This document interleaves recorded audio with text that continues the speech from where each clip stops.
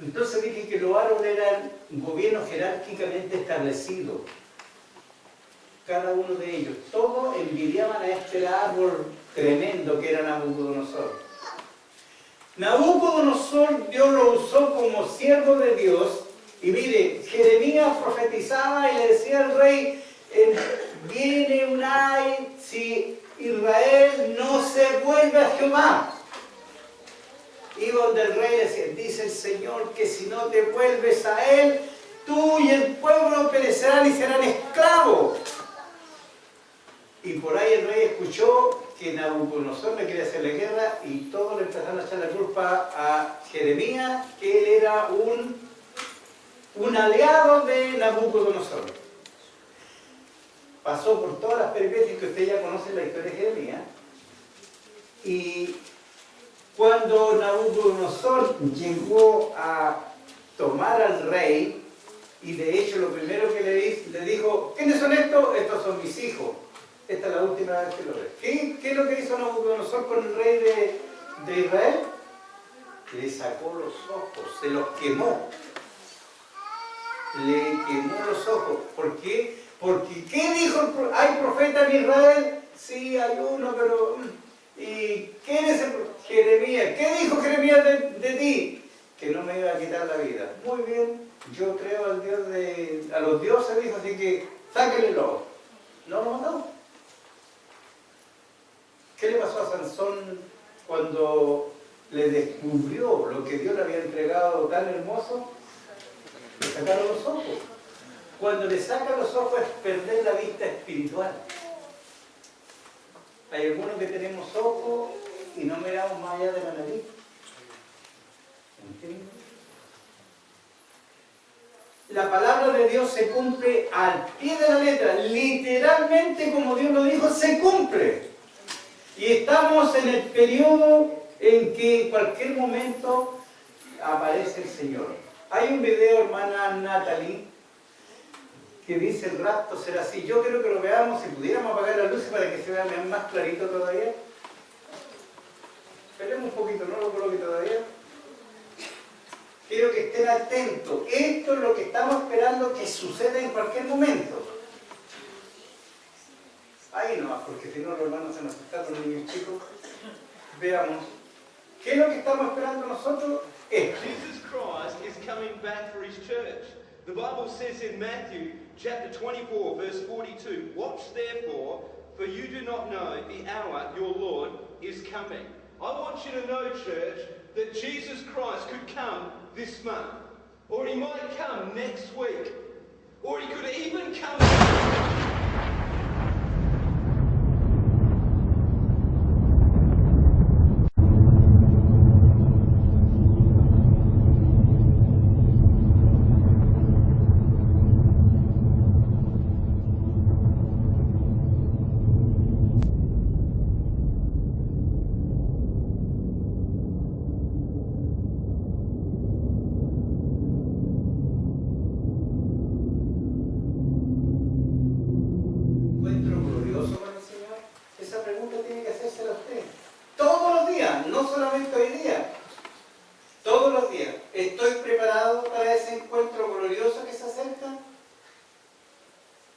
Ahora la pregunta, ¿por qué Dios ha hecho un rapto? ¿Por qué ha hecho un rapto Dios? Porque su pueblo no va a pasar por la gran tribulación. Ya, porque su pueblo, la Biblia dice que porque la iglesia no fue puesta para ira, sino para alcanzar salvación. ¿Usted no cree eso, no? Amén. ¿Lo cree usted? ¿Cierto? Hemos estado cantando y hay un coro que dice, y si soy fiel, ¿cómo es que dice el llegaré al trono del Señor. Pero habla de que tenemos que ser fieles. 1 Corintios capítulo 4, versículo 1 y 2 dice, tengan los hombres por servidores de los misterios de Dios. Ahora bien se requiere de los administradores, cada uno sea hallado fiel. Y tú y yo, tengamos o no tengamos ministerio, tenemos una gran responsabilidad. Somos responsables de administrar nuestra salvación. Y lo que hemos recibido por gracia tenemos que entregárselo a la gente que está muerta en delitos y pecados. Y si no, nuestros vecinos, si se pierden ellos, la sangre de ellos viene sobre nosotros. Si tú le has hablado, le has mostrado testimonio más que hablarle, tú liberas tu responsabilidad. Es el deber de la atalaya de Ezequiel 33. ¿Qué no se sabe los deberes de la atalaya? Si ve venir peligro, suena la trompeta. En este caso nosotros que no vamos a hacer trompetas, sino incendios, están robando. Y salen los vecinos a ayudarnos, ¿no? Bueno, de la misma forma tenemos que proclamar que en cualquier momento Jesucristo aparece en las nubes. Para eso tenemos que tener el oído muy, pero muy afinado.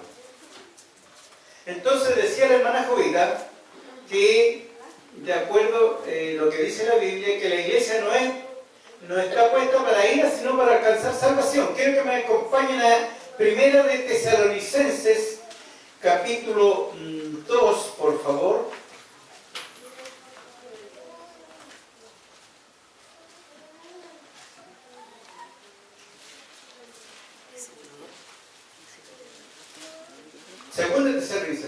Segunda de Tesalonicenses. ¿Sí? Capítulo 2, segunda de Tesalonicenses. Pero con respecto a la venida de nuestro Señor Jesucristo y nuestra reunión con Él, os rogamos, hermanos, que no os dejéis mover fácilmente de vuestro modo de pensar, ni os conturbéis ni por espíritu, ni por palabra, ni por carta, como si fuera nuestra, en el sentido de que el día del Señor está cerca. Siga, yo le digo a Juan, pare. Nadie os engañe de ninguna manera, porque no vendrá sin que antes venga la apostasía y se manifieste el hombre de pecado, el hijo de perdición, el cual se opone y se levanta contra todo lo que se llama Dios o es objeto de culto, tanto que se sienta en el templo de Dios como Dios, haciéndose pasar por Dios. ¿No os acordáis que cuando yo estaba todavía con vosotros os decía esto? Y ahora vosotros sabéis lo que los detiene, a fin de que a su debido tiempo se manifieste, porque ya está en acción el ministerio de la iniquidad, solo que hay quien al presente lo detiene, hasta que él a su vez sea quitado del medio. Y entonces se manifestará aquel inicuo, a quien el Señor matará con el espíritu de su boca y destruirá con el resplandor de su venida. Inicuo, cuyo avivamiento es por obra de Satanás, con gran poder y señales y prodigios, mentirosos, y con todo engaño de iniquidad, para que los que se pierden por cuanto no recibieron el amor de la verdad, para ser salvos. Por esto Dios les envía un poder engañoso para que crean la mentira, a fin de que sean condenados todos los que no creyeron a la verdad, sino que se complacieron en la injusticia. Bueno, es uno de los textos fundamentales, hermano, que usted tiene que subrayarlo y ojalá estudiarlo, pero a fondo. Mire, dice que Dios envía un poder engañoso, ¿para qué? ¿Para qué envía el poder engañoso? Para que le crean a la mentira. Ponga atención a esto, porque esto es tremendamente importante para nosotros. Pero, como dijo el carabinero, me quiero detener en lo siguiente. Dice, entonces se manifestará aquel inicuo a quien el Señor matará con el espíritu su boca y destruirá con el resplandor de su venida. No, hay otro pasaje. ¿No os acordáis que cuando yo estaba todavía con vosotros decía esto?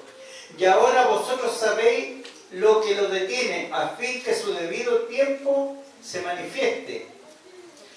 Porque ya está en acción el misterio de la iniquidad, solo que haya presente que ¿Quién al presente lo detiene hasta que su vez sea quitado de en medio? ¿Quién detiene el poder de Satanás para que no se pase más allá de lo que Dios le ha dado? No, pero si la iglesia es la esposa de Cristo. El clamor del ¿Y si yo pueblo. le digo que es la iglesia? Porque el Espíritu Santo se ha quitado en medio, ¿no? ¿Se ha quitado, no? No, porque el Espíritu Santo es Dios. Es lo que deja de ejercer su labor regeneradora de convencer al mundo de pecado, justicia y juicio. La que es quitada del medio es la iglesia. La iglesia mantiene su pureza. No importa que Juan Pérez ande media y sea más mundano que Satanás, ese nunca ha sido iglesia.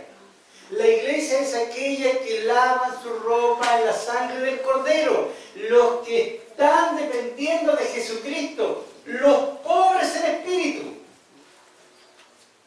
Veamos la bienaventuranza y esa es la cualidad de una persona que va a ser levantado. Mateo 5. Esas son las cualidades de alguien que va a ser raptado. No se me olvidó el texto, así que no lo estén dejando de lado. ¿Cómo dice Mateo 5? La que lo tenga se pone en pie, lo lee. Ya lee. En pie, hermana, lee. Viendo la multitud, subió al monte y sentándose, Vinieron a él sus discípulos, y abriendo su boca les enseñaba diciendo: Bienaventurados los pobres en espíritu, porque de ellos es el reino de los cielos. Bienaventurados los que lloran, porque ellos recibirán consolación. Bienaventurados los mansos, porque ellos recibirán la tierra por heredad. Bienaventurados los que tienen hambre y sed de justicia, porque ellos serán saciados. Bienaventurados los misericordiosos, porque ellos alcanzarán misericordia. Bienaventurados los de limpio corazón, porque ellos verán a Dios. Bienaventurados los pacificadores, porque ellos serán llamados hijos de Dios. Bienaventurados los que padecen persecución por causa de la justicia, porque de ellos es el reino de los cielos. Bienaventurados sois cuando por mi causa os vituperen, y os persigan, y digan toda clase de mal contra vosotros mintiendo. Gozaos y alegraos, porque vuestro galardón es grande en los cielos, porque así persiguieron a los profetas que fueron antes de vosotros. Gracias. Consciente. Esa es la condición para que un súbdito pueda ser raptado. Y mire, da la tremenda bendición. Dice, bienaventurado. ¿Cuál es la primera? Los Pobre en espíritu. Los pobres son aquellos que dicen, Señor, si no fuera por tu gracia, yo no estaría aquí. La gracia es lo que nosotros no merecemos, pero a Dios, que es amor en plenitud, le plació darnos a nosotros. ¿Qué cosa? La salvación. Lloramos y le decimos, no merecemos esto, pero te damos gracias porque tú nos has hecho este regalo.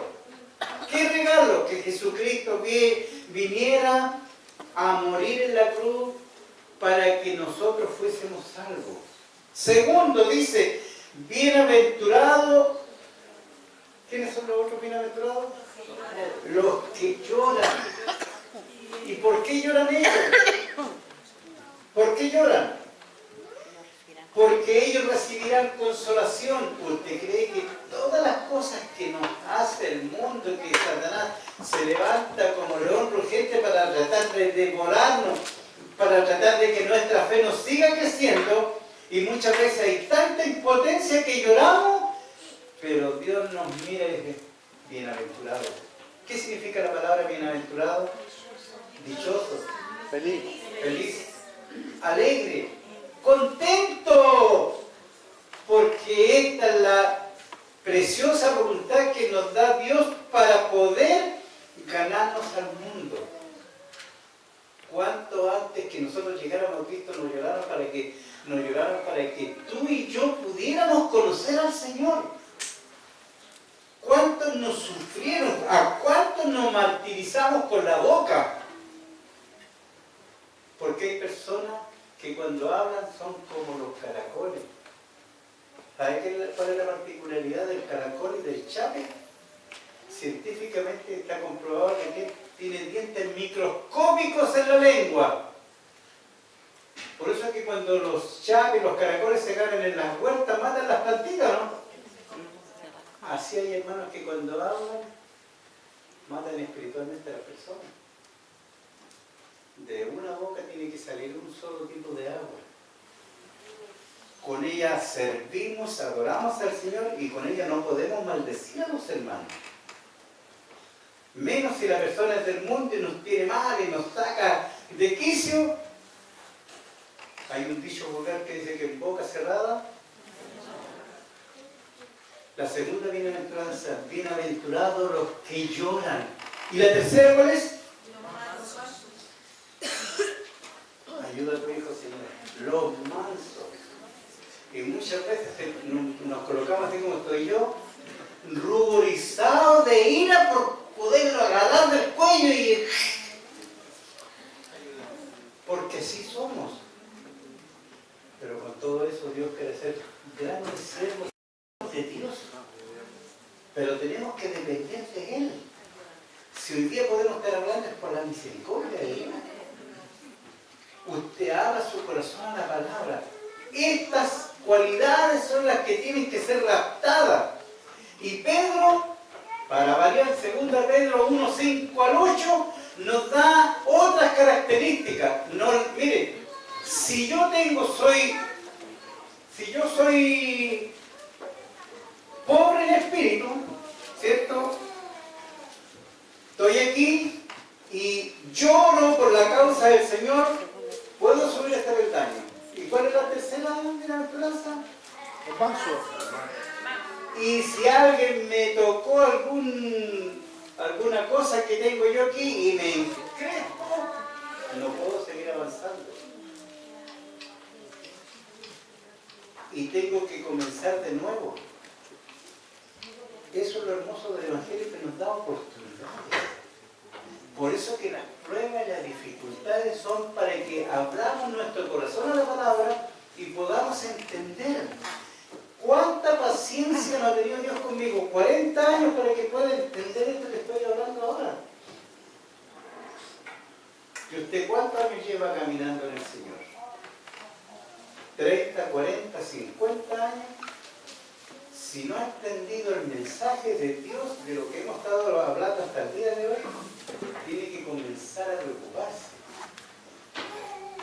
A lo mejor usted dirá, claro, el hermano estudiaba aquí, estudiaba allá.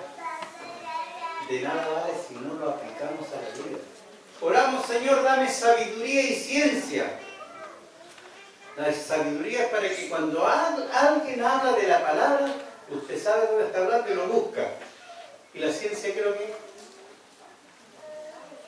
ese conocimiento que tenemos de la palabra, aplicarlo a la vida diaria. Y ahí el cristiano se va fortaleciendo, va creciendo, se va llenando. Estos son los cristianos maduros. Por eso es que lo que Dios pide en nosotros, que haya fruto del Espíritu. No los frutos, es uno solo. Un árbol da un solo tipo de fruto. Pero este se ramifica en 9. ¿Cuál es el primero de memoria? Amor.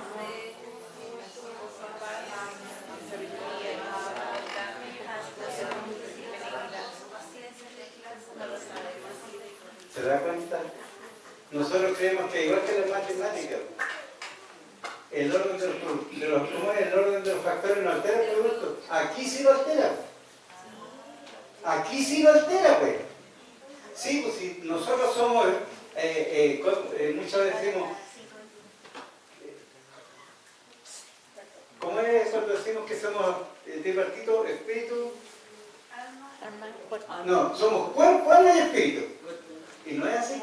Somos espíritu, alma y cuerpo. Sí altera el orden de los factores, sí lo altera. Entonces el fruto del espíritu, Pablo muestra primero al amor, porque a Pablo no le costaba. Pero vea 2 Pedro 1, 5 al 8, Pedro lo coloca al final, porque si le costaba mucho más. Pero dice que a vuestra fe, ¿qué tenemos que añadirle? Virtud. ¿Y qué es la fe? Primero, ¿qué es la fe? La fe es la que nos lleva, un día sale el Señor y nosotros abrimos el corazón y Cristo entró al corazón. Vino la conciencia dice yo quiero esto y le da mensaje al corazón. Del corazón salen las decisiones, las buenas y las malas. Y la Biblia dice que de la abundancia el corazón habla la boca. Mandó el mensaje al corazón y el corazón le da una orden a la conciencia y dice yo quiero recibir a Cristo, yo quiero bautizarme o yo quiero servir al Señor. En ese mismo momento que la persona le abrió el corazón al Señor, quedó inscrito en el libro de la vida. Y tiene que comenzar a crecer. Entonces dijimos que la fe, esa es la fe común. El don de fe es otro que se cultiva, que mediante nosotros vamos conociendo la palabra, nuestra fe se va profundizando y cuando tú estás acostumbrado, así como comemos, así como respiramos, así como tomamos agua, nos alimentamos de la palabra de Dios, vamos a crecer como ese árbol que mostraba a Nabucodonosor que todo el mundo lo envidiaba. Así va a crecer tu fe. El justo crecerá como la palmera, plantado junto a arroyos de agua viva. Entonces, a la fe tenemos que añadirle virtud. ¿Qué es lo que es la virtud? Acción puede ser. Excelencia moral. Y muchas veces decimos, esta hermana me cae mal. Y hay 3 dedos que te gustan y tú. No tenemos moral muchas veces ni siquiera podemos hablar de una persona. Excelencia moral, que nadie tenga nada que decir de nosotros. Entonces, eso es lo que nos pide Dios. No lo vamos a lograr nunca, sí lo vamos a lograr. Pero para eso hay que crucificar la carne con las pasiones desordenadas que el mundo nos ofrece y que muchas veces prestamos el oído y la lengua para hablar, más allá de lo que corresponde. A la fe, virtud. A la virtud, conocimiento. ¿Conocimiento de qué? De la palabra. Por lo tanto, cuando habla de conocimiento son hechos y palabra. Hechos y palabra. Si yo digo que soy cristiano, vivo como cristiano. Me acuerdo que un año estaba jugando Chile para el Mundial de Francia y tenía un entrenador español, Oscar Gorka. ¿Se acuerdan ustedes? ¿Y qué es lo que dijo el presidente de la NFP en esos años? A humor dijo que estos cobran como reyes y juegan como pobres. Muchas veces nosotros somos hijos del rey, pero vivimos como pobres. Por no decir otra palabra más fuerte. Porque no nos alimentamos de la comida del rey.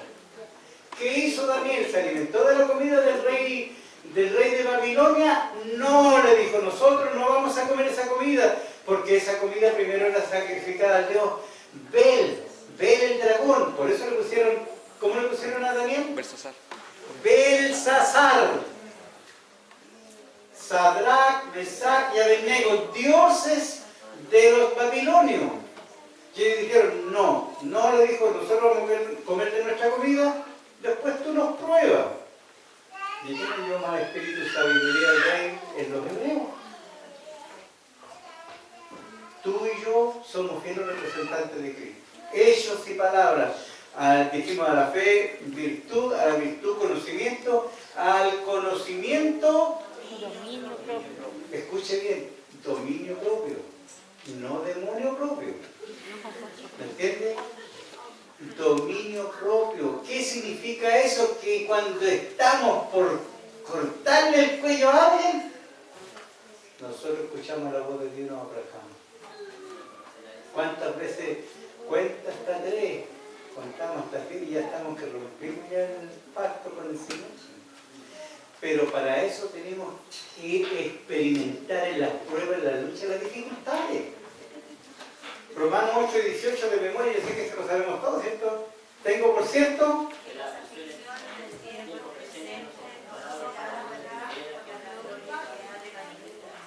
nunca debemos olvidar eso. Que las pruebas del tiempo presente no son nada para que lo que nos espera. para el galardón que nos va a entregar el Señor. Pero para eso nosotros tenemos que ser dignos del llamamiento. Juan 1:12 dice: más a todos los que lo recibieron, a los que creen en su nombre, ¿les dio potestad ser llamado? Hijo de Dios. Hay que demostrarlo. Dijimos que a la fe, virtud, a la virtud, conocimiento, al conocimiento, dominio propio. Tenemos que tener templanza cuando estamos en la pobreza y cuando estamos en la riqueza. Muchas veces somos un poquito bendecidos, ya no miramos a nadie, ya lo echamos todo al hombro. Mientras más nos da el Señor, más siervo, más humilde. Porque Dios dice que al altivo y al humilde, no quiero decir que el humilde es aquel que casi no quiere un huevo, pero sale de afuera de la iglesia. No, el humilde es que es consecuente en todo orden de cosas. Entonces dijimos que el dominio propio, paciencia. ¿Qué es lo que es la paciencia? Paz y ciencia, sosiego, quietud, con sabiduría de Dios. Que cuando San Francisco de Asís, ¿quién ha escuchado hablar de San Francisco de Asís? ¿Quién fue católico que levante la mano? ¿Cuál era la oración de San Francisco de Asís? Señor, haz de mí un instrumento de tu paz, que donde haya odio, yo siga peleando ahí. Yo ponga paz. Es una oración que los católicos la rezan de memoria y se la saben de memoria. Nosotros no debiéramos de rezarla de memoria, pero sí debiéramos de tomarla en cuenta. Cuando estudiaba y cuando era niño, porque fui niño también, no sé si mi hermano Osvaldo se va a acordar del versículo, cuando alguien te empezaba a mirar feo, colocaba las manos y decía: hospital cementerio. ¿Te acuerdas, hermano Osvaldo, no? Hoy día los hermanos falta eso, ¿qué pasa, hermano? Hospital cementerio. Y nadie pone la paz, nadie pone el sosiego. Antiguamente nosotros lo hacíamos porque yo fui católico hasta el año 77, 78, cuando me llamó fui sacristán. Cuando conoció una hija de Dios. Ahí no hemos hablado mucho de eso. Fue mi única corona que tuve, mi única mujer. Que no sepa nadie. Pero fue así. Me echaron del ejército, hermano, y yo lloré cuando me echaron del ejército, pero después sin saber que Dios me necesitaba para su ejército. ¿Me entiendes? Estuve 10 años perseverando en la iglesia y era más mundano que, ya le dije el otro día, más mundano que quién. Hasta que un día el Señor me dijo: ven, quiero que me experimentes. Y ese es el miedo que le tiene la gente a conocer la palabra, a experimentar a Jesucristo. Conoceréis la verdad y la verdad os hará libre. Experimentar a Jesucristo, güey. Si la vecina, ¿qué? Está vieja, ¿qué está vieja ya? Gracias, Señor. Porque tu testimonio va a condenarla a ella. Mi testimonio va a condenar a aquellos que han querido creer. Leíamos en 2 de Timoteo, del Tesalonicense, por cuanto no han querido conocer al Señor. Le dieron vuelta a la espalda. Por eso que es complicado decir que en la tribulación van a haber salvos. Todo el mundo dice que sí. No somos capaces de salvarnos ahora, que no nos cuesta nada, hermano. Nada, nada, nada. Y recuerde que Dios justo en el atributo de la justicia Él no es compadre de nadie. Por eso que tenemos que conocer a Dios. Y decía que a la paciencia, piedad. Mire, no voy a hablar más de los católicos porque tengo mucha familia que es católica, pero ¿cómo se llaman los papas antiguos? Pío Jero. Sí, pues.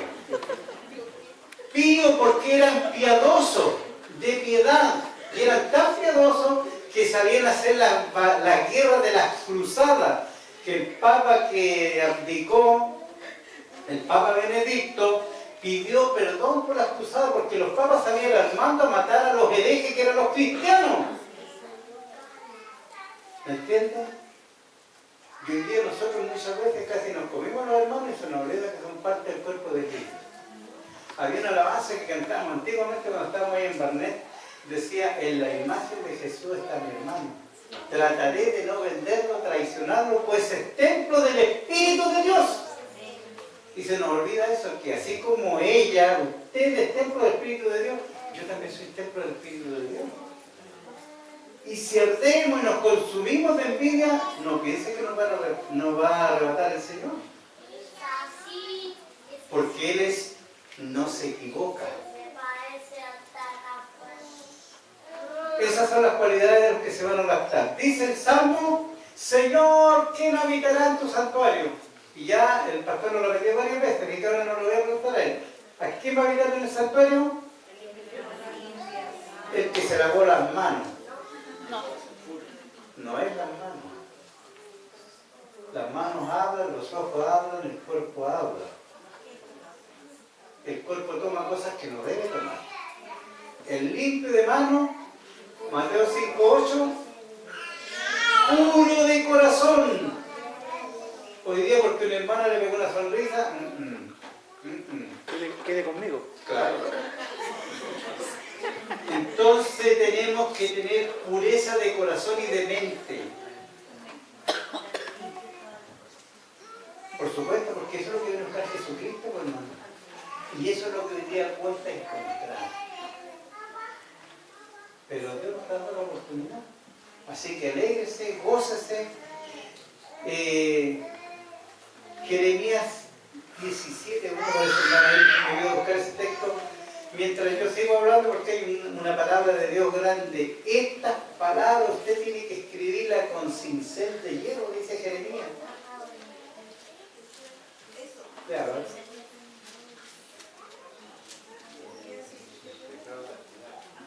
Sí, pecado. El pecado de Judá escrito está con cincel de hierro y con punta de diamante esculpido está en la tabla de su corazón y en los cuernos de sus altares. Gracias, está ahí nomás, hermano. Mire, ¿cómo está el pecado arraigado en Israel? Está escrito con cincel de hierro y punta de diamante. Eso no se borra nunca más. Pero ¿sabe cuál es la diferencia? Por eso que Israel fue dejado para la tribulación y la gran tribulación. Con dolor va a recibir a Cristo. Pero nosotros parece que nuestro corazón está duro como un diamante. ¿Sabe? Dice la palabra: no es mi palabra como martillo que, ¿qué más? Que quebranta la roca. La roca es la dureza que hay aquí. Hay corazones que son de mármol, pero por muy mármol que sea ese corazón, la palabra de Dios al final la va a quebrantar. Es tiempo que despertemos del letargo. ¿Dónde vamos a pasar? Hermana, ¿está el Pablo está respondiendo guiar del rapto?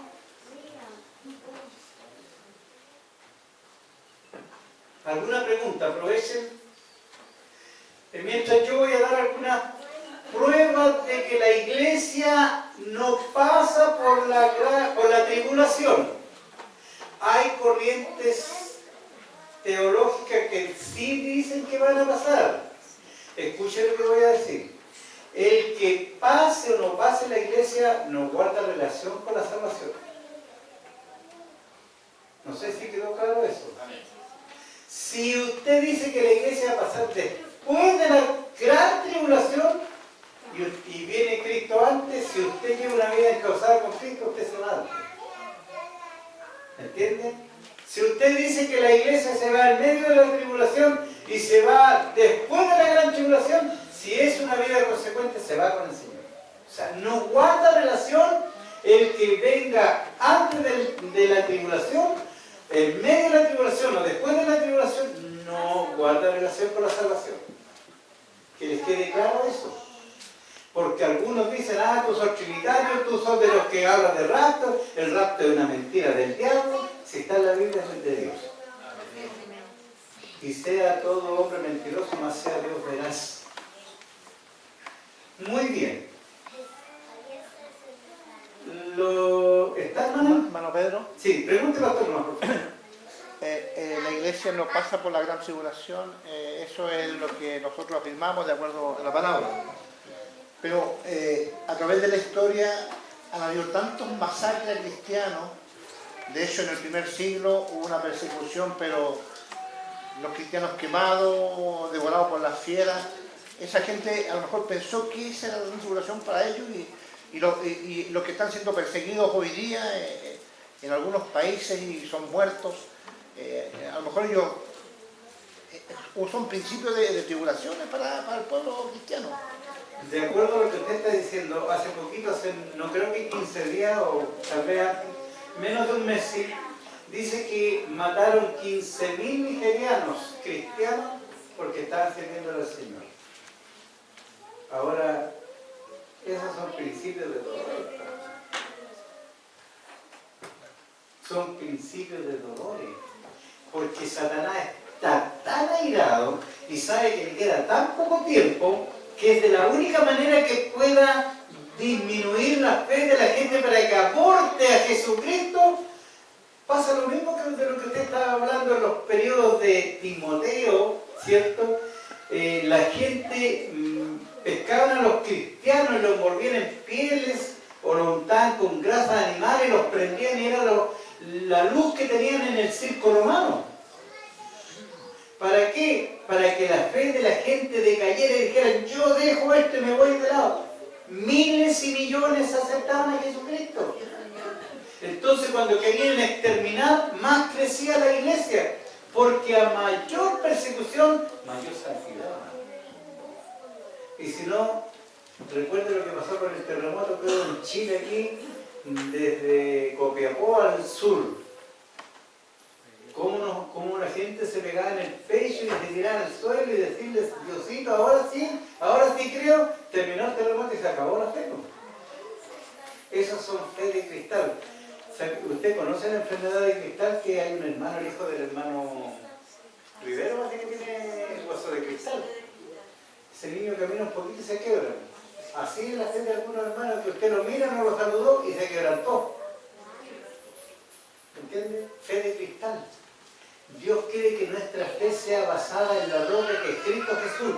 Que vengan pruebas, que vengan dificultades, usted sigue adelante porque usted no está mirando las cosas que se ven. Usted mira las cosas que no se ven porque esas son eternas. Todo lo que se ve es pasajero. Y eso es fiel cumplimiento de la palabra. Por eso la Biblia dice, ¿y esto de dónde viene? De lo que estamos pasando ahora. Por eso es que es justo delante de Dios pagar con tribulación a quiénes? A los que no se atribulan. ¿Y quiénes no se atribulan? El mundo. El mundo que no tiene a Cristo como su Salvador personal. Si siguen matando a los soldados en Afganistán, en Siria, en Libia, en la India, ¿cuánta gente? Hay videos, usted cosa que mire la persecución en la India y cuando los tiran en unos canales le prenden fuego, la gente le pegan con palos, los patean. Es una cuestión que un día lo mostré en el instituto, oiga, no traiga esas cuestiones, esa cuestión, ¿cómo? Porque la gente no quiere ver lo que uno tiene que sufrir por el Evangelio. Si nosotros cantamos, Señor, yo doy mi vida por seguirte. Y Jesús le dijo a Pedro, ¿están así, Pedro? Sí, Señor. Por eso que tú y yo tenemos que ser racional para pedir. Si yo hago, pido. Si no hago, mejor me quedo callado. Bueno, Pedro, Sí. cuando la palabra a propósito de eso, del culto racional, ¿a qué te refieres? Dice Romanos capítulo 12. Veamos lo que dice Romanos capítulo 12. Os ruego por la misericordia de Dios que presentéis, ¿qué cosa? En sacrificio vivo, santo, agradable, que es vuestro culto racional. Voy a hacer cuenta que esto es un corderito, ¿no? Yo traigo mi sacrificio y se lo vengo a ofrecer al Señor. Esto era antiguamente, en la ley mosaica. Pero ahora yo no traigo un cordero. Ahora yo digo, Señor, vengo para que me sacrifiques a mí. Yo soy el cuerpo del culto racional. ¿Y cuándo comienza el culto racional? ¿Cuando llegamos a la iglesia? No. Cuando yo recibo a Cristo como mi Salvador personal. Ese es el culto racional. Con la razón, con los sentidos bien puestos. Usted pregúntele a un hermano cuando habla, ¿de qué oró, hermana? Que usted le escuchó. Yo le di esto, yo no escuché eso, sí, yo escuché otra cosa. Ah, es que no me acuerdo, pues, hermano. Eso no es razón. No es con el raciocinio. Usted tiene que pedir cosas que un niño entienda lo que usted pide. Y repito, Juan 15:7, me voy a cansar de decir ese texto. Si permanecéis en mí y mis palabras permanecen en vosotros, pido todo lo que quieran. ¿Alguna consulta? ¿Está bien, hermano Alexis? Y lo otro, Romanos 13, capítulo siguiente. Sométase toda persona a las autoridades. ¿Quién resiste a la autoridad? ¿Quién resiste? A Dios.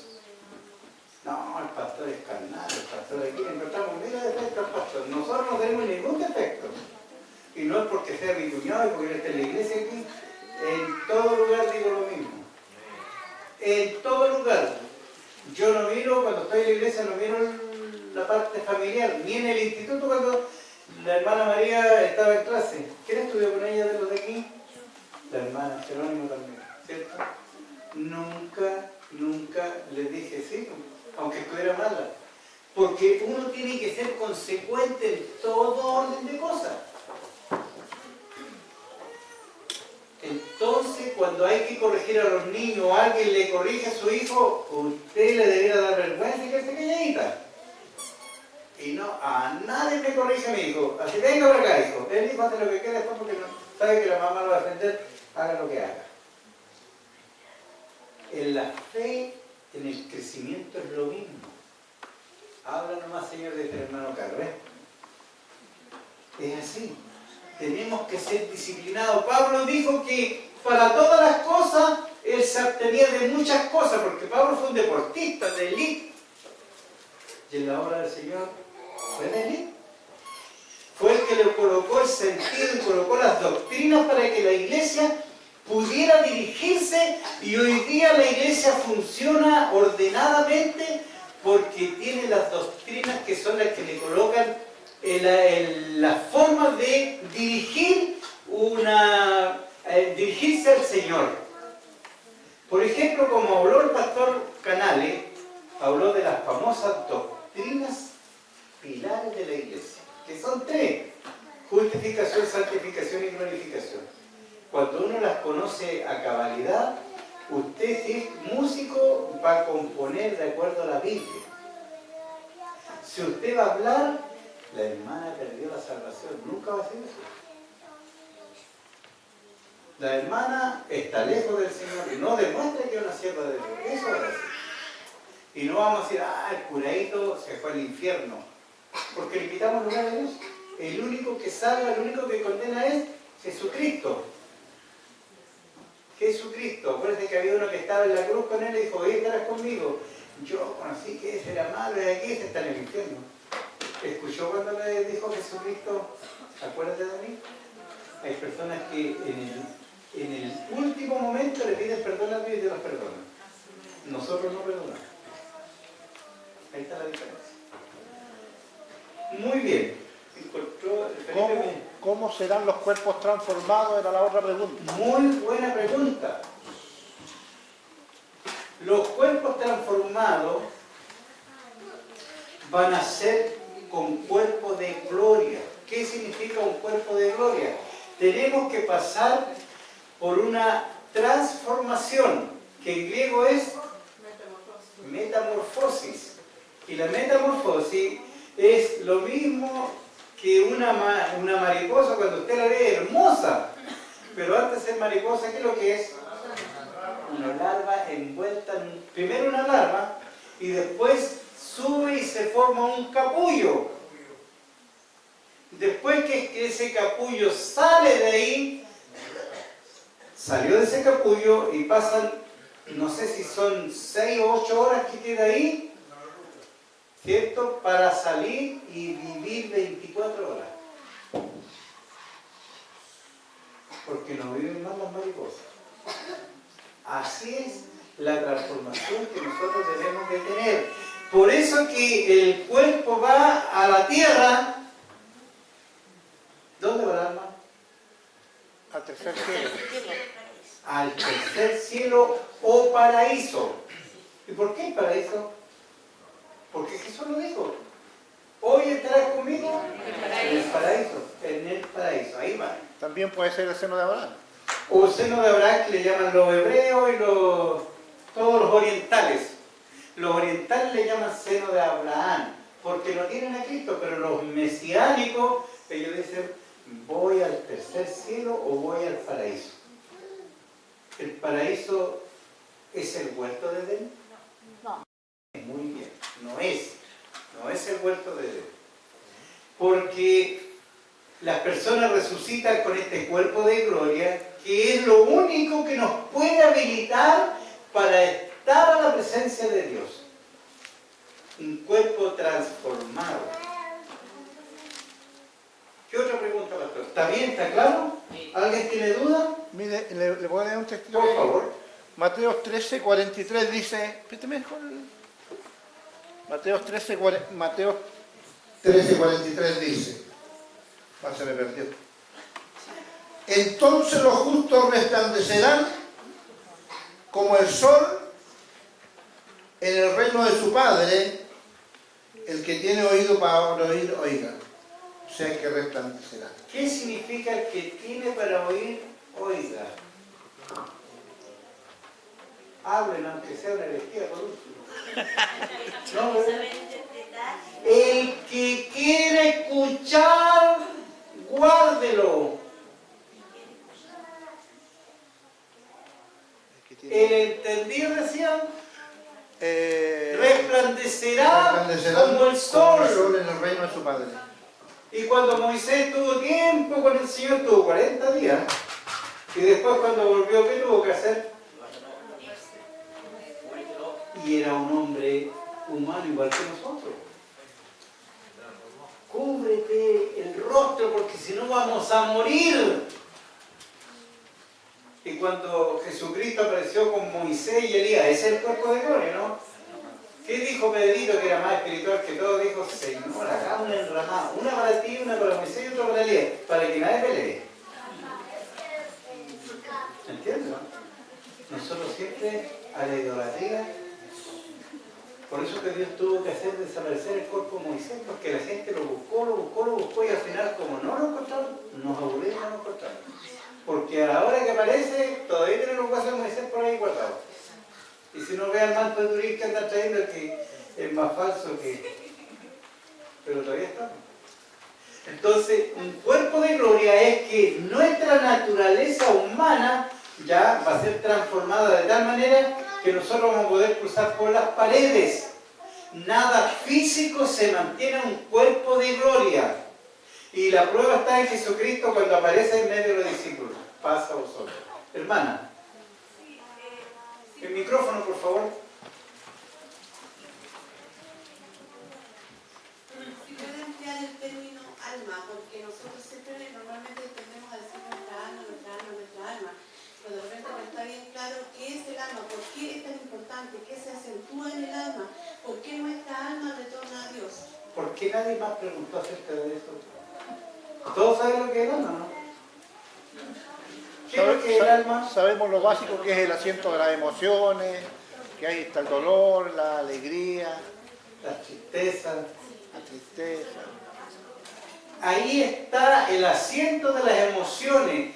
La Biblia dice que del corazón salen los buenos y los malos pensamientos.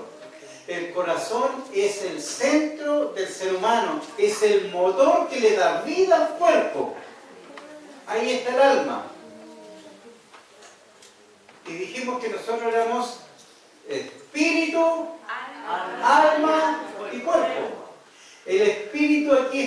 la conciencia que la que nos comunica con Dios. En el alma, vuelvo a decirte, las emociones.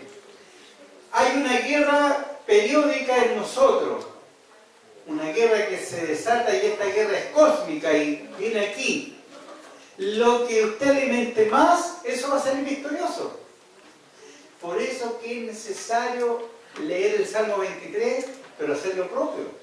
El Salmo 23 salmista decía, mi copa está media. Rebosando. ¿Rebosando de qué? De la gloria de Dios, porque él cuando conocía los libros de la ley, conocía los profetas, los anteriores, los posteriores, y él, ¿qué es lo que hacía en su tiempo de ocio? Se ponía a tirar piedra a los leones, a los osos, componía salmos. Hasta el día de hoy están los salmos. Casi la mitad de los salmos son de David. ¿Nosotros qué hacemos cuando estamos ociosos en la casa? ¿Miramos las teleseries? No, que vamos a estar leyendo la Biblia cuando vamos a la iglesia, la leímos ya, si total el pastor la va a leer, o el hermano que va a predicar la va a leer. Y cuando el pastor se va a leer un capítulo, ya se puso carnal ya. ¿Me entiendes? No? O sea, ahí se ve de qué estamos hechos cada uno. Ahora la pregunta, yo una vez la hice que un día martes, y pregunté, creo que 3 personas levanten la mano. ¿Cuál es la importancia de Dios en su vida? Levanten la mano, ¿quién me puede decir? ¿Cuál es la importancia de Dios en su vida?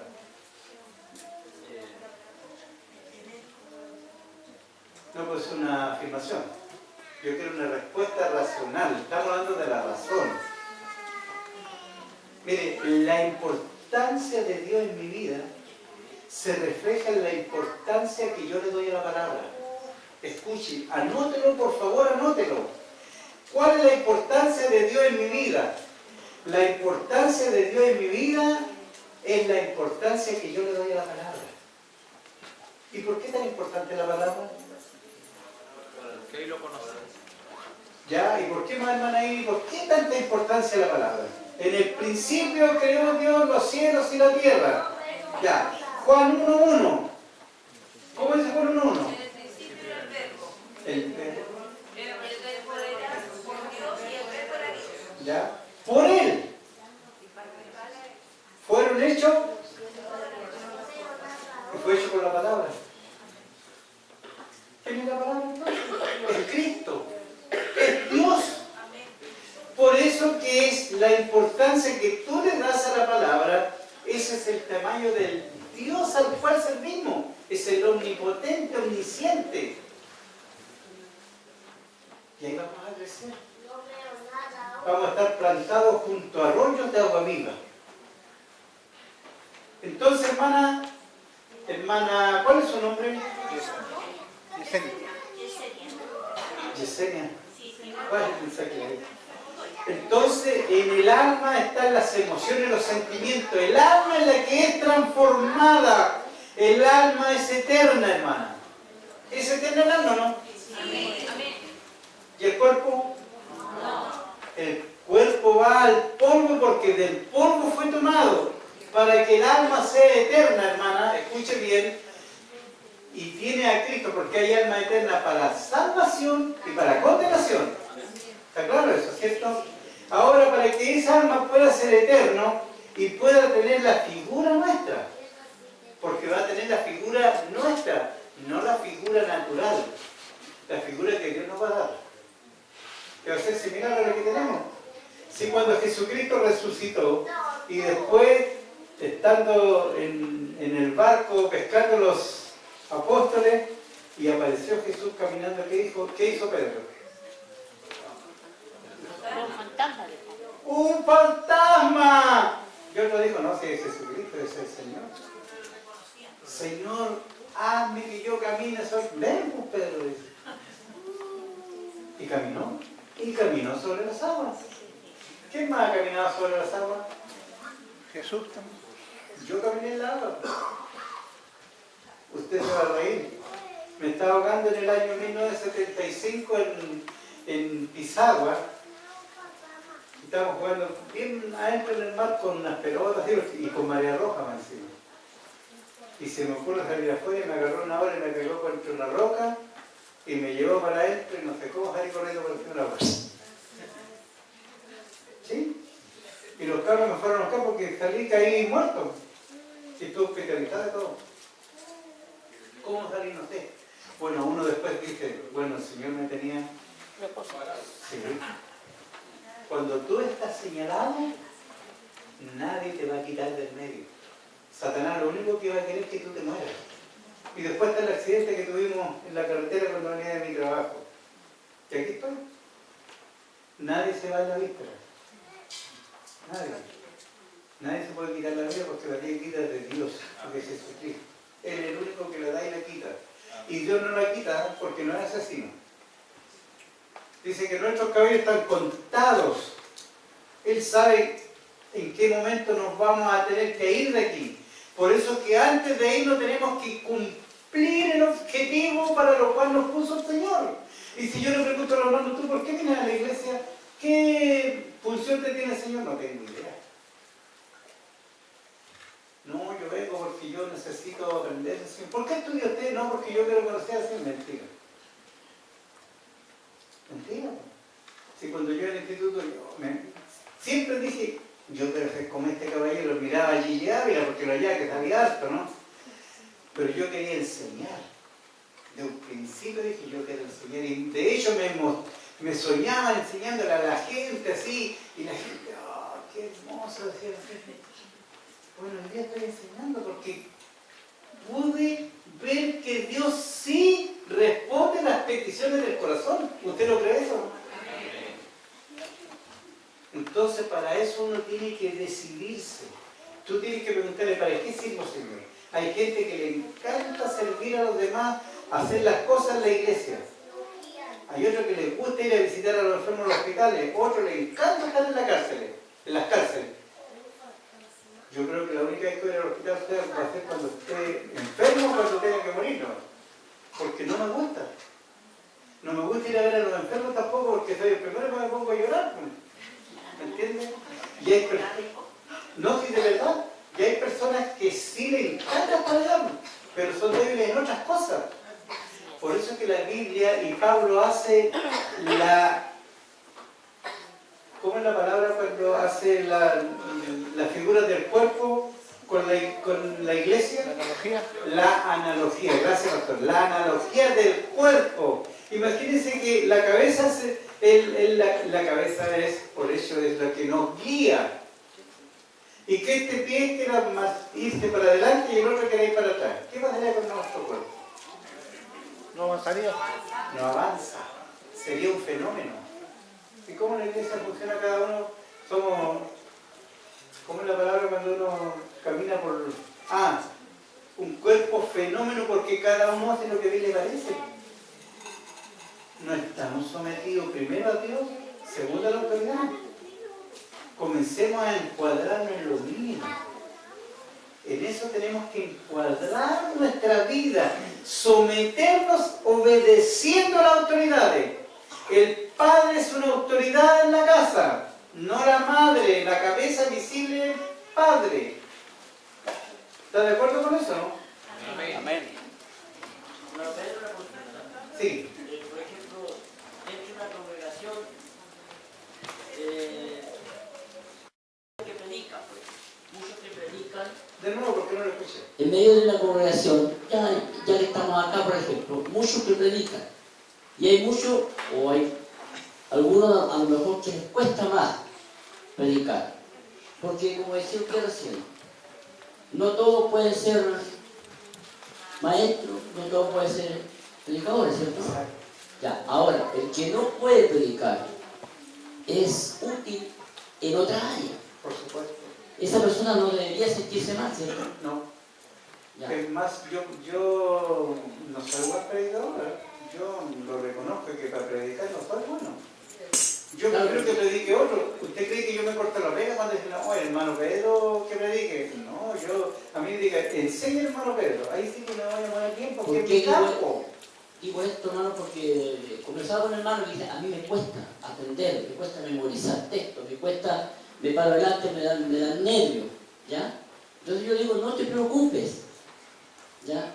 En hacer una predicación, a lo mejor elocuente, que todos entienden, la encuentran bonita, Claro. ¿ya? Es mejor que hablen 2 o 3 palabras que tú estés seguro de lo que estás diciendo y nada más.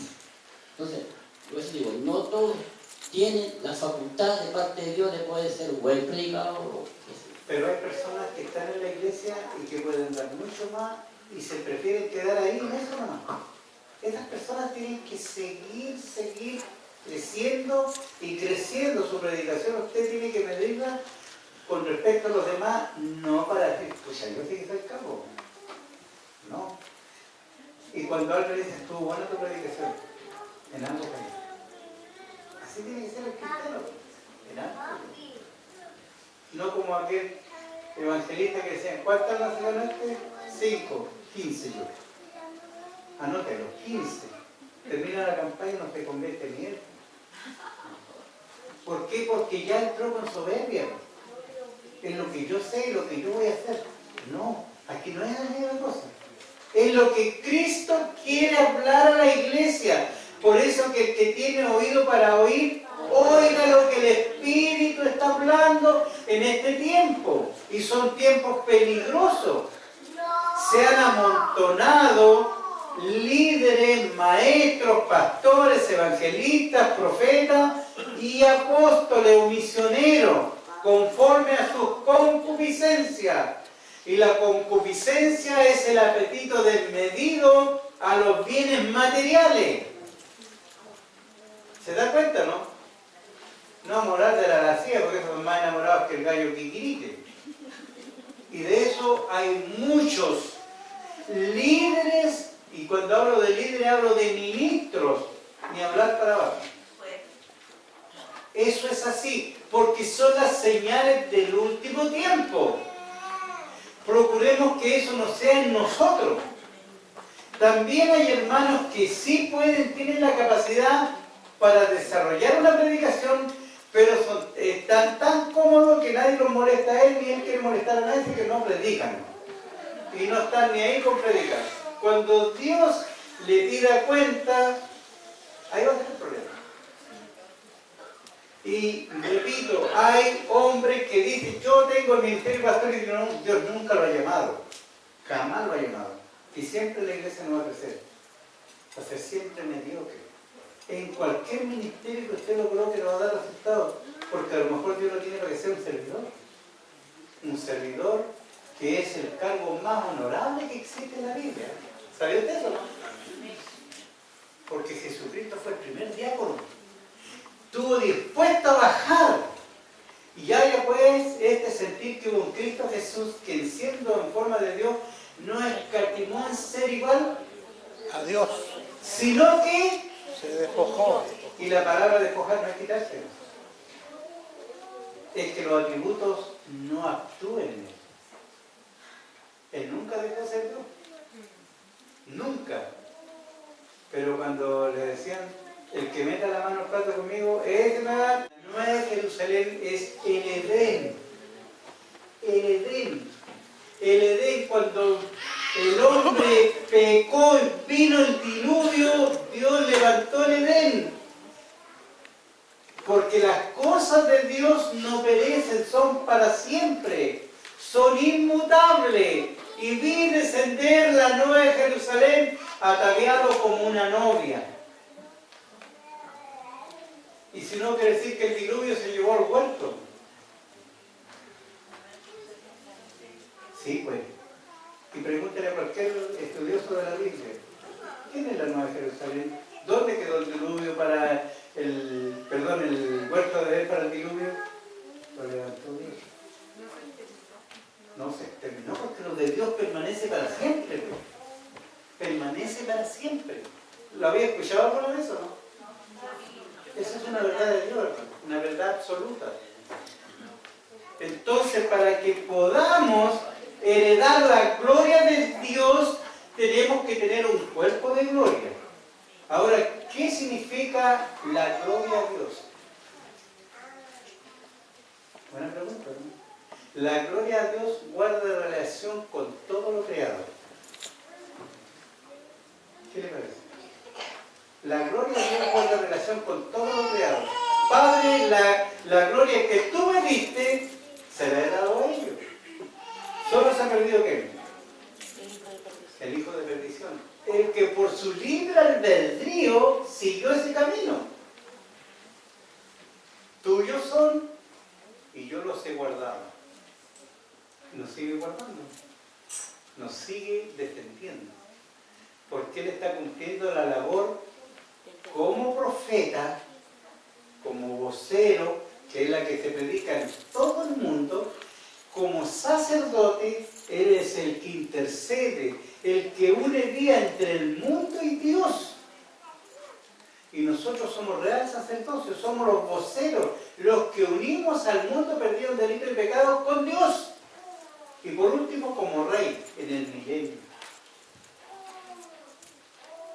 Ahí establece las 3 funciones sacerdotales. Pregúntenme. Hermano Pedro, entonces, cuando estamos hablando de la mamita embarazada, pero si hay una mamá que no... Si la mamá nunca recibió a Cristo, el bebé se va y la mamá se queda. ¿Desaparece del vientre? Desaparece. ¿Cómo? No sé, pero los niños son de Dios, pues. Son criaturas inocentes. Dejad los niños venir a mí. Dejen los que son los hijos de los cristianos que vengan paganos. Tendría que haber dicho el Señor, ¿no? Dejen los niños venir a mí.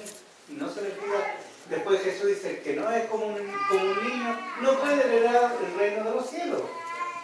Y si hay rencor en nosotros, que somos rencorosos, si lo hay. Los niños no tienen rencor. Es cosa de ver a los niños. Pueden pelear después de estar abrazando. Diga. Hay una diferencia entre el niño y nosotros los adultos, digamos. No solamente nosotros los que hemos sido redimidos, sino toda la humanidad adulta. La creación. La creación, digamos. Y entonces, en nosotros hay una conciencia de pecado, sabemos que conocemos lo bueno y lo malo, digamos, pero el niño no sabe, porque no tiene todavía ese raciocinio de poder decir, yo estoy pecando, yo estoy haciendo algo malo. Entonces, yo creo que por eso Dios, hasta cierta edad, digamos, el niño se va inmediatamente con ese pecado. Ahora, bueno lo que está diciendo el hermano. Claro que ayer no vino, se nota que no lo. ¿Cuándo un niño deja de ser niño? Cuando mintió. Cuando mintió. Ahora quiero hacer una pregunta. ¿Quién hizo a Satanás? Dios. ¿Quién dijo Dios? Dios. Dios. ¿Quién hizo a Satanás? Sí, pues. ¿Quién lo creó?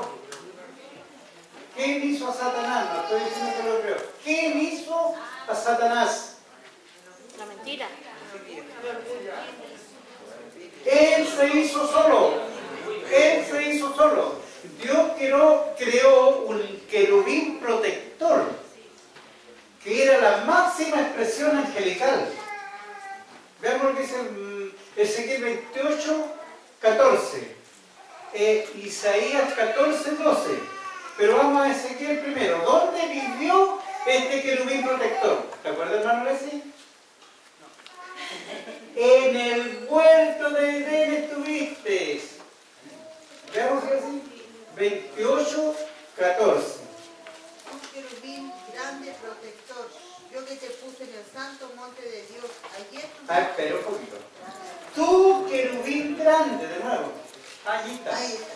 Tú querubín grande, protector, que te puse en el santo monte de Dios, allí estuviste, en medio de las piedras del fuego te paseabas. Siga. Perfecto eras en todos tus caminos. Vamos parando un poquito. Perfecto eras. ¿En qué tiempo está? Pero ese pasado es desde el día de la creación, ¿o no? Antes. Muy bien. Antes de la creación. ¿Entiendes? Perfecto eras, dice. ¿Ya? En todos tus caminos desde el día que fuiste creado, hasta que se halló en ti maldad. Ya, paremos un poquito ahí. ¿Y cuándo comenzó entonces? Hasta el día que se halló en ti maldad. La pregunta esta, y es muy difícil de responderla, es ¿cómo entró el pecado? ¿Cómo entró el pecado?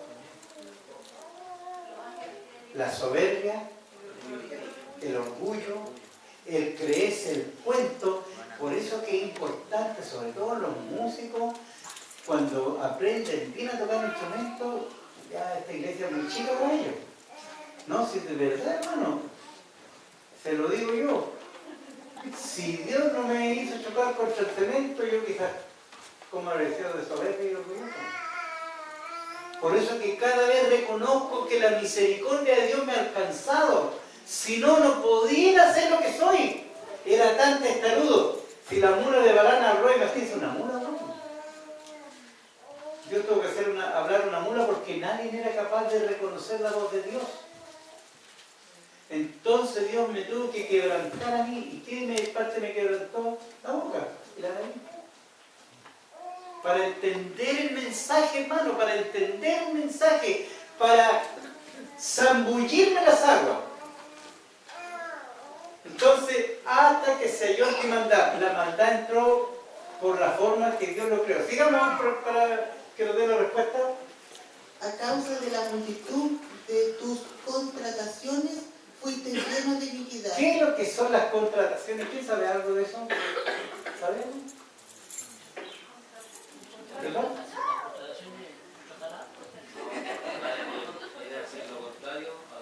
Cuando uno empieza a maquinar aquí, conciencia, corazón, conciencia.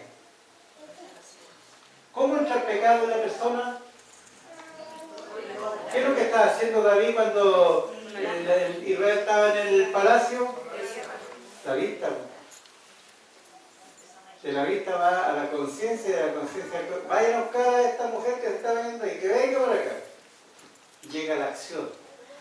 Así comienzan las contrataciones, las maquinaciones en la conciencia y en el corazón. Sigamos. A causa de la multitud de tus contrataciones fuiste lleno de iniquidad y pecaste, por lo que yo te eché del monte de Dios y te arrojé de entre las piedras del fuego, oh querubín protector. ¿Qué significa eso? Dice, te arrojé entre las piedras del fuego, oh querubín protector. Estaba como en el espacio, era como Sigamos leyendo, nos va a dar la respuesta a Isaías también. Te enalteció tu corazón a causa de tu hermosura. Ya, ahí nomás. Mire, ¿por qué te enalteció el corazón de Satanás?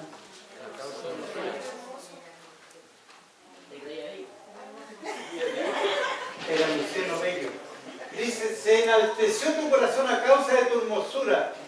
Corrompiste tu sabiduría. ¿A causa de qué? Por eso que hay líderes que tienen esta condición. Es muy difícil que esos líderes puedan decir, me equivoqué, me arrepiento. Lo que leíamos ayer en Hebreos, capítulos 6, versículo 1 al 5. Sigamos. Rompiste tu sabiduría a causa de tu esplendor. Yo te arrojé por tierra, delante de los reyes te pondré para que miren en ti. Muchas gracias. Vamos a Isaías 14, 12 ahora. Quiero que otro lea. ¿Cómo está hermana Emelina para que pueda leer?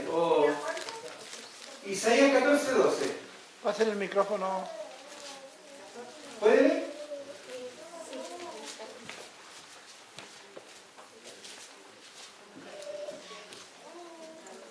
Ya, la Claudita va a leer allá. ¿Cómo caíste del cielo, oh lucero? ¿Cómo caíste del cielo, oh lucero, hijo de la mañana? Ya, espera un poquito. ¿Cómo caíste del cielo? ¿Qué más dice? Oh lucero, hijo de la mañana. ¿De dónde cayó Satanás? ¿De cuál cielo? ¿Quién da más? Cayó de la gloria. Escuche bien, cayó de la gloria. Cuando un hermano está caminando en el Señor y se descarría, cuando le digo, oye, ¿qué pasó con el hermano Juanito? Cayó. ¿Usted lo ve que anda caminando? Pero cayó de la gracia de Dios. Escuche bien, cayó de la gracia de Dios. Y caer de la gracia no es muy bueno, se lo diré yo. Sigamos. Cortado fuiste por tierra, tú que debilitabas a las naciones. Siga. Tú que decías en tu corazón, subiré al cielo, en lo alto junto a la estrella de Dios, levantaré mi trono, y en el monte del testimonio me sentaré a los lados del norte. Hasta ahí nomás, esperemos un poquitito. Tú que decías en tu corazón, subiré al cielo. Y ahí está hablando del cielo de Dios. ¿Quería ser igual a Dios? Mayor, si se quería sentar en el trono de Dios. Pero él siendo creado y con todo lo que Dios le había dado, todavía no lo aprendía a reconocer. Por eso que hay gente que Dios le va a dar mucho conocimiento aquí, mucho. Manténgase como Dios. Perdón, como Dios. Manténgase siervo. Manténgase siervo. No olvide nunca que usted va a ser siempre un siervo dependiente de Jesucristo. Si usted lo llama al Señor a ser un misionero, o evangelista, o maestro, o profeta, levante su empeño solo. Usted siempre va a depender del pastor. Siempre. No se olvide de eso. Como evangelistas, ellos tendrán que dar cuenta después por qué están haciendo su imperio. Pero el pastor envía. Los 4 ministerios siguientes los envía él para edificar la iglesia. Para eso están hechos los ministerios. Efesios 4, 11, 12. Para edificar la iglesia, para nada más. No para enriquecerse ni para hacerse más alto que los demás. Y si Dios lo hace sobrepasar al pastor, siempre lo va a mirar así. Eso habla de servidumbre, de siervo. Sigamos. Subiré al cielo, en lo alto, junto a las estrellas de Dios, levantaré mi trono. ¿Dónde quiere levantar el trono? ¿Dónde, hermano María? Donde, mire, cuando estaban apedreando a Esteban, vio una visión vívida de dónde está Cristo. La gloria. ¿Dónde le dijo? Veo a Jesucristo sentado, ¿dónde? A la diestra de Dios, al lado derecho, junto al monte del testimonio. Ahí estaba sentado, está sentado Jesucristo. Ahí se quiso sentar Satanás. Por eso fue arrojado de la gloria de Dios. ¿Y dónde estamos sentados nosotros? ¿Dónde estamos sentados nosotros? Efesios 1:3. Bendito el Dios y Padre de nuestro Señor Jesucristo, que nos bendijo con todas las bendiciones en los lugares celestiales. Ahí en la gloria estamos nosotros. Y ahora voy a hacer una pregunta. Si usted muere, ¿dónde va a parar la hermana Camila? Hermana Iri. Hermano Jerónimo. Hermano Francisco. Hermana Yomali, ¿dónde va a parar si usted se muere ahora? No me hable de qué, hermano. A la gloria de Dios, hermano. ¿Dónde vamos a parar, hermano? Yo estoy con Cristo, hermano. Si nosotros estamos sentados, estoy leyendo el texto, Efesios 1:3, sentados con toda bendición en los lugares celestiales con Cristo Jesús. Nosotros tenemos que, la Biblia tiene 2 lenguajes, escuche bien, el antropomorfo, el lenguaje humano, y el eterno presente, el lenguaje de Dios. Hoy estarás conmigo en el paraíso. ¿Fue directo al paraíso? Él ya no tiene que bajar su alma y su cuerpo subir. Tiene que hacerlo. Elías tiene que hacerlo. Enoc tiene que hacerlo. Abel tiene que hacerlo. El único que resucitó es Jesucristo. Amén. La primicia, el prototoco, el primero en todo. Prototoco es la palabra griega para la primacía en todo, el primero en todo. Entonces, si usted le dice, ¿dónde va usted? Yo estoy en la gloria con el Señor. Amén. Ese es el lenguaje del eterno presente. No, que yo me voy allá, después me voy acá. No, yo estoy con Él. Es la promesa que Él nos ha dado. Y yo la creo porque Él no miente. Dice, levantaré mi trono y en el monte del testimonio me sentaré al lado del norte. Sigamos. Sobre las alturas de las nubes subiré y seré semejante al Altísimo. Este lugar donde Él se quería sentar, hermano, son esos famosos agujeros negros que habla la ciencia, que son millones y millones y millones y millones y millones de años luz. Si el pastor el día miércoles 15 de agosto nos comentaba de que la ciencia tiene descubiertos 200.000 millones de soles como este, la creación es mucho más de lo que tú y yo creemos. Porque nuestro Dios es incomprensible. ¿Y cómo lo conocemos? Él se revela en la persona de Jesucristo. Él nos muestra su gloria. Él, cuando le dice, Felipe le dice, Señor, muéstranos al Padre y te creemos. ¿Qué le dice Jesucristo? Tanto tiempo que estoy con vosotros, no me conoces, Felipe. Voy terminando. Sigamos con el último. Ya, léalo. Mas tú derribado eres hasta el Seol, a los lados del abismo. Quiero leer un versículo porque no me quiero ir sin leer dónde estaba el lugar de este caballero que lo estábamos leyendo hoy. Ya, versículo 12 de Ezequiel y 13 del capítulo 28. Y con eso termino porque ya me fui mucho. Ya ahí está, miren, léalo bien.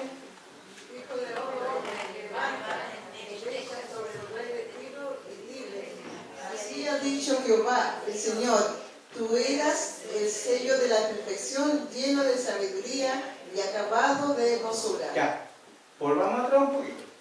Tú eras el sello de la perfección, lleno de sabiduría y acabado en hermosura. En los seres angélicos era la máxima expresión. De eso está hablando. Sigamos. En Edén, en el huerto de Dios, estuviste. ¿A dónde estaba entonces Luzbel? Porque así se llamaba, Luzbel, portador de luz. En el Edén, pues, ahí estaba su lugar. Miren lo que sigue. De toda piedra preciosa era tu vestidura, de cornelina, topacio, jaspe, crisolito, berilo y ónice. De zafiro, Carbunclo, esmeralda y oro. ya hasta ahí nomás. ¿De qué le habla eso? De lo más. Le habla de la... Máxima expresión. Sí, le habla de la posición elevada que estaba en el reino de los cielos, en la gloria. De la máxima posición que tenía. Era un ser, pero tremendo. Por eso que el castigo fue ejemplar. Si nosotros tenemos la verdad y no la vivimos, el castigo va a ser ejemplar. El premio va a ser ejemplar. Por eso que Dios se tomó muy en serio tu decisión y mi decisión. Dice... O sea, que Dios está sobre él solamente. Dios está sobre el único. Bueno, cuando crearon los ángeles, estaba el Padre, el Hijo y el Espíritu Santo estaban sobre él. Pero ellos son uno solo. Bueno, después vamos a hablar de eso. Dice, los primores de tus tamboriles y flautas estuvieron preparados para ti en el día de tu creación. O sea, era el director orquestal celestial. Por eso que todos los conjuntos musicales que hay en la tierra le rinden pleitesía a aquel. Hay un grupo que se llama Lucifer, y le colocan nombre y es chileno más encima. Entonces, habla de la tremenda posición. Dice que todo estuvo preparado para el día de su creación. Entonces, de la tremenda posición, nosotros tenemos una posición muy elevada en Cristo Jesús. Déjate de estar mirando como esos animalitos que hacen miremos para arriba. Andemos como el águila. El águila vuela en las alturas. Si tú empiezas a quejarte, Señor allá, gracias, bienaventurado el varón que soporta la prueba. Pastor, mañana concluimos con esto. Ayúdanos, Señor, para concluir. Es que una pregunta es larga porque uno no puede dejar la mitad de la respuesta. Muchas gracias. La verdad. No se preocupe que no vamos La verdad es que no hemos tocado absolutamente nada del último punto, que es la gran tribulación, Mañana vamos directo a la gran tribulación. donde es el anticristo, pero seguramente van a ser pinceladas. Pero vamos a seguir proyectándonos. Mañana vamos a echar un anticristo. Claro, o sea, las bodas, el tribunal, las bodas y la segunda venida podría hablarse. Y Entonces, eso son en 7 años, ¿eh? Pero vamos a tener que ver ahí. vamos a seguir adelante, buscando algunas fechas porque quiero que terminemos no va a ser al tiro, a lo mejor en 15 días más vamos a tener una nueva tiempo para estudiar la palabra, Señor. Así que importante que termine nomás con estas ideas, hermano Pedro, y ya más. Ahí está el rastro de la iglesia, ¿ves? Esto es lo que salió hoy día. Nos vamos a echar el de Cristo, la boda del Cordero y la segunda venida. Con eso vamos a terminar hasta el sábado, o sea, el viernes. Pero yo le hago el reto. Si usted quiere, el que pide, vamos a acordar su mujer. Es que algunos postulan que hay una creación preadámica. No. Preadámica no existe. Pre es antes. Antes. Y Adán fue el ser creado. El primer ser creado. No, y eso lo Es que postula. Alducin dice de una creación preadámica. Pero no, está más perdido que aquí. Pero se arrepintió el hombre, así que, no, de verdad. Escuche bien. El hombre, los que estuvieron en el arca de Noé, se encontró en el arca y se encontraron un número de 1,50 m, un hueso de la pierna. 1,50 m, porque se dice que medían alrededor de 7,5 metros. Los primeros. Estamos hablando de Noé. Entre dos no era, se dice que el racimo pesaba 50 kilos. Pero igual que el argentino ya. Ahí habla cuando dice también que habían gigantes sobre la tierra antes del diluvio, medían exactamente eso. Pero eso eran los creados, igual que habla, bueno, después vamos a hablar de los ángeles buenos y ángeles malos. Pero mire, lo último que quiero decir.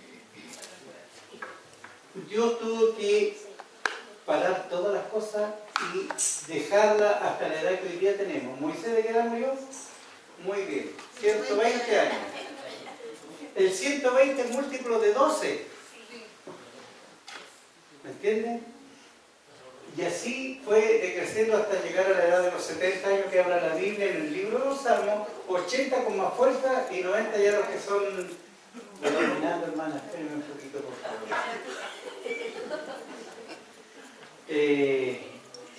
Ya, vamos a orar, pónganse en pie.